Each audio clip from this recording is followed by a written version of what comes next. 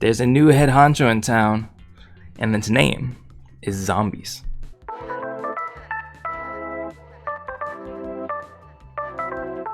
So this is the new deck that's been going around and absolutely destroying people. It is super strong, and I just wanted to break it down for you all. What is good about it? Why is it so good? And maybe why you should play it.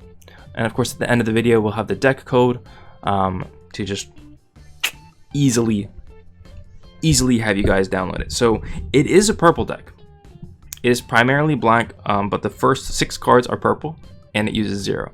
The reason for that is Rakuhoha, which gives a ton of split damage, which can help clear the field. So that's like kind of the first aspect. This deck has 2 main major components. The first is controlling the field, and the second is MP efficiency and whatnot. So those 2 things come into play. So the control aspect is Rakuhoha, like we just said. There's a lot of actions in the deck which lets you ramp up the Rakuhoha to get 7 damage, and sometimes to get the full 12 split, which is just nasty.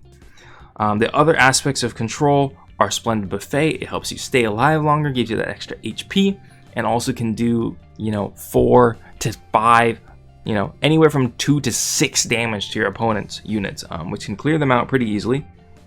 We've also got Mad Massacre, which sacrifices your own unit to give an opponent's unit 5 damage, split 5 damage to your opponent's units.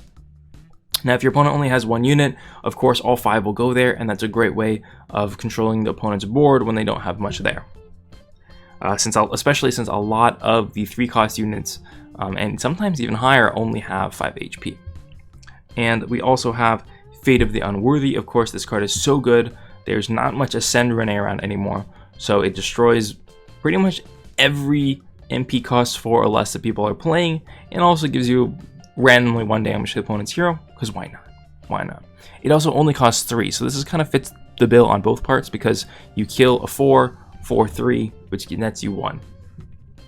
Now, the last part of the control kind of thing, which doesn't seem to come up that much, is the T00 Tyrant. It destroys all units with 1 attack or less when it dies.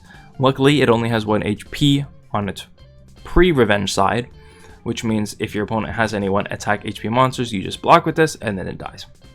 Now, this kind of funnily helps you destroy the only other deck that generates so much MP that might create a problem for you, which is green. Of course, you can use 1 Tyrant to kill multiple MP boosters.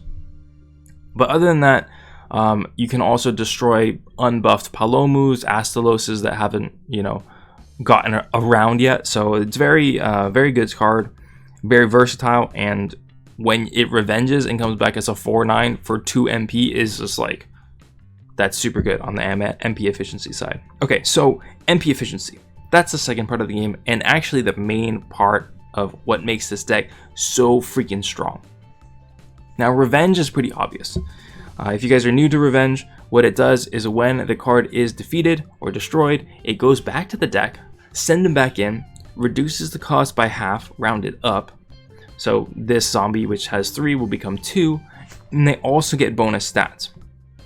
So it's just huge. They just become like MP efficient machines. So cards that, like Zombie and Tyrant, which have a high attack stat, which can trade on their pre-revenge side and then become like absolute monsters on the non-revenge side, just go crazy.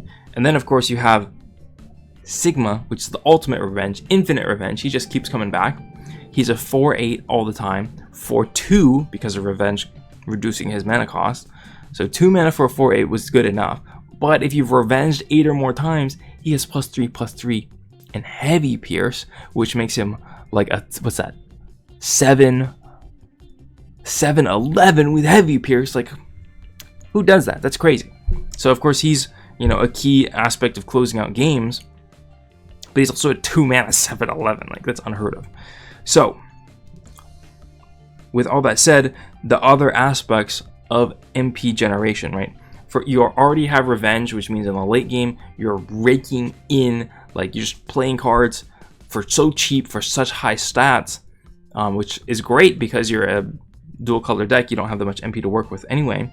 But on top of that, you've also got Junie gaining 1 MP on death, Zombie gaining 1 MP on death, both before you revenge and after revenge, and Gate having a growth 1 to give +1 MP on death. So you've got all these +1 MP on deaths, and you bring them back with Hatred Reborn, so you're playing them for 1 less than you're supposed to be playing them for. And then you get 1 MP back. So they're essentially like 1 MP units if you like play it with Hatred Reborn. Or if your opponent is playing a lot of spells, which is very common in the spell heavy meta, you get Hatred Reborn for free off your blue action response MP. So you get a free unit which gives you 1 MP when it dies. So you just roll in MP even as a dual color deck, slamming down revenge units and just controlling the field at the same time, and eventually it just snowballs out of control. So that is why this deck is so strong.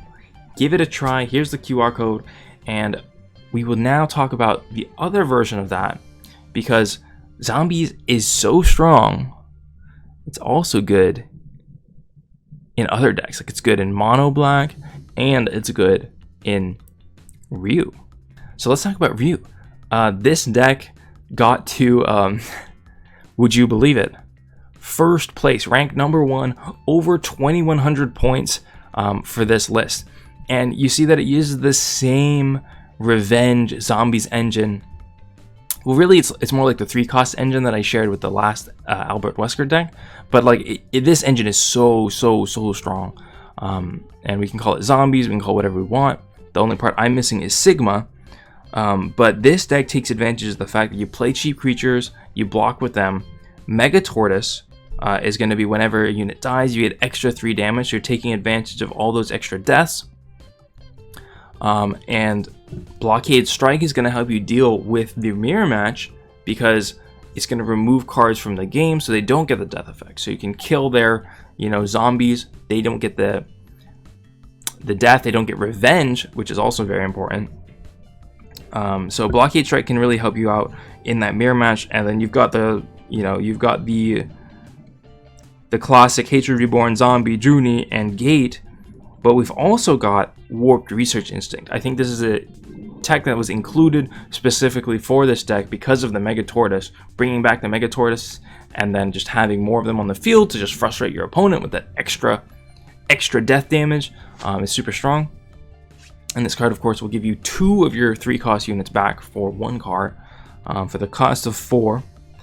So really, it follows the same fundamentals. Control the field using Shinku Hadoken, Blockade Strike, Mega Tortoise, Mad Massacre, and of course, Fate of the Unworthy. Get a lot of MP advantage by recurring your low-cost units with Hatred Reborn, Warped Research Instinct, and they'll just bring it back to you because you've got Zombie, Junie, and Gate giving you MP on death. And then when you run out of cards, Sigma just keeps coming back over and over and over as a 7/11 monstrosity. And that's kind of how it goes. So here's the QR code for this one. If you're feeling a little bit more Ryu than Zero, give it a shot. I will be giving it a shot since you guys saw, I don't have a lot of the epics or legendaries that are needed for the Zero version. So the gameplay this time around will be with this Ryu version of 3-cost / zombies. And I hope you all enjoyed this kind of discussion of why this deck is popping up, why it's so good. And I hope you all will enjoy the gameplay with the Ryu version, which will come out a little bit later. So all of you have a wonderful day. Keep on learning and having fun with me here at the Durian channel. And I'll see you all in another video. Peace.